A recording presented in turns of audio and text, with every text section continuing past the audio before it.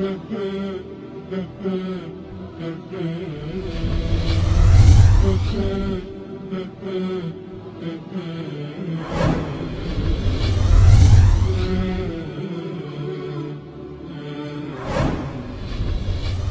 الحمد لله نحمده ونستعينه ونستغفره ونعوذ بالله من شرور أنفسنا وسيئات أعمالنا من يهد الله فلا مضل له ومن يضلل فلا هادي له وأشهد أن لا إله إلا الله وحده لا شريك له وأن محمدا عبده ورسوله أما بعد السلام عليكم ورحمة الله وبركاته.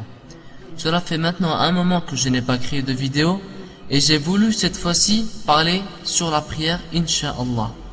Pourquoi ce sujet? Tout simplement parce que je constate que des tas de gens ont oublié ce qu'est la prière.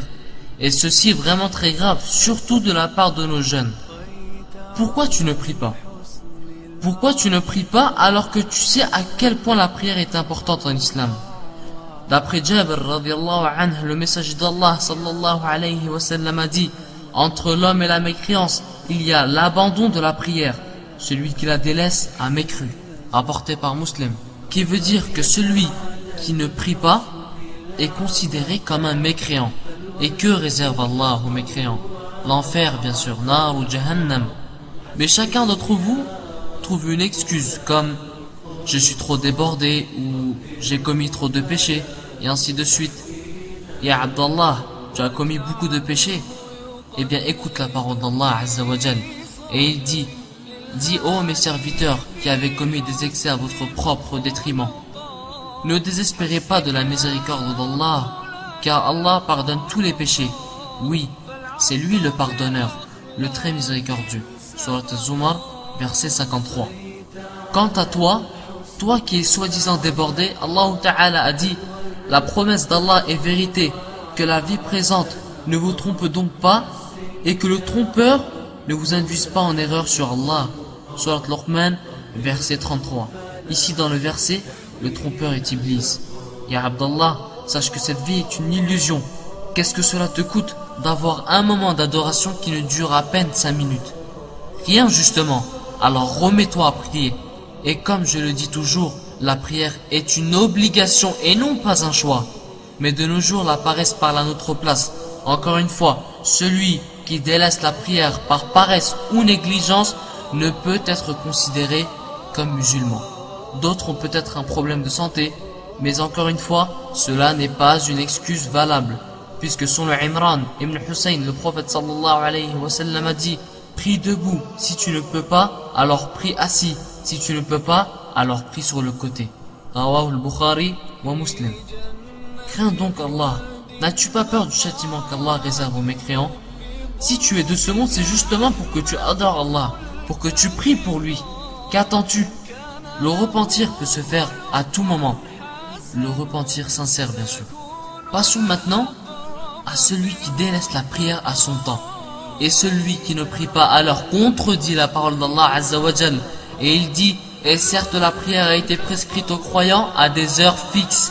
À des heures fixes. Pour être plus précis, celui qui retarde la prière sans raison valable commet là un grave péché. Donc attention, prenez soin à bien organiser votre temps. Ya ahibba'i, avez-vous oublié Salatul Fajr, la prière de l'aube? Pourquoi nous trouvons des océans de frères à la mosquée au mois de Ramadan, puis après le Eid, plus rien? Plus rien, plus aucun frère. Sachez mes frères et sœurs que Salat al-Fajr est l'une des prières les plus importantes qui différencie le croyant et l'hypocrite. Selon Abu Moussa radiallahu anhu, le prophète sallallahu alayhi wa sallam a dit: celui qui a fait assidûment les prières de l'aube et de l'après-midi entre au paradis. Tu n'es pas convaincu de ce hadith? Alors écoute celui-ci. Zuhair ibn Umara radiallahu anhu a dit: j'ai entendu le messager d'Allah sallallahu alayhi wa sallam dire: jamais n'entrera en enfer quelqu'un qui a prié avant le lever du soleil et avant son coucher.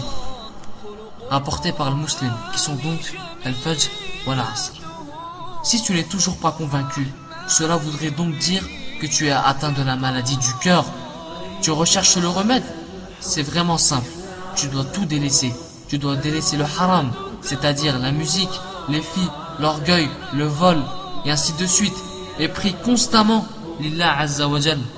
L'imam Ibn al-Qayyim rahimahullah a dit: le cœur devient malade lorsqu'il sort de son état de pureté. Le cœur pur est celui qui distingue la vérité et la favorise sur toute chose. La maladie se manifeste par le doute ou l'égoïsme. La maladie des hypocrites se manifeste par le doute et l'incertitude, alors que la maladie des pécheurs se manifeste dans leur passion et leur égarement. Ainsi, pour conclure, Inch'Allah, Allah Ta'ala a dit: حافظوا على الصلوات والصلاة الوسطى وقوموا لله قانتين فإن خفتم فرجالا أو ركبانا فإذا أمنتم فاذكروا الله كما علمكم ما لم تكونوا تعلمون. Observez ponctuellement les prières, notamment la prière intermédiaire. Contribuez à la gloire d'Allah, plein de faveurs. En période du trouble, il vous est permis de prier en marche ou à cheval.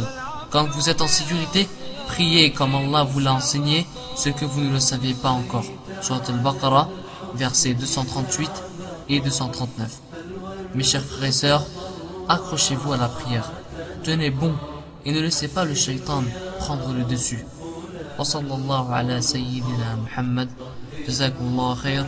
Wassalamu alaykum wa rahmatullahi wa barakatuh.